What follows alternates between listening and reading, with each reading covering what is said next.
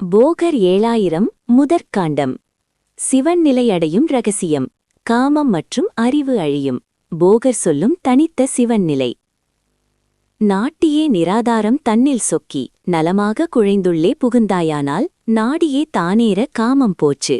சாஸ்திரத்தாலாய்ந்த பொருளும் போச்சு. சூட்டியே சுழுத்தியைப் போல் உறக்கமாச்சு. தூங்குமாம் ஆகுமோ ஒன்றும் காணார்.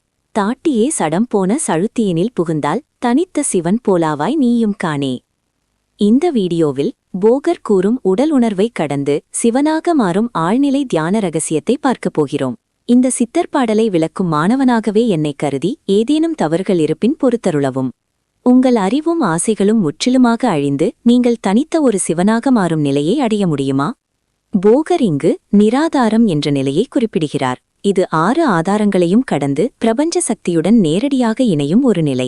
இங்கு மூச்சு சுழுமுனையில் நிலைத்து உடல் ஜடம் போல் ஆகும்போது மூளையின் நியோகார்டெக்ஸ் என்ற அறிவு மையம் மற்றும் லிம்பிக் சிஸ்டம் என்ற உணர்வு மையம் ஆகியவற்றின் செயல்பாடுகள் நின்று தியானிப்பவர் சிவதத்துவத்தில் கரைகிறார். இதுவே தனித்த சிவன் நிலை.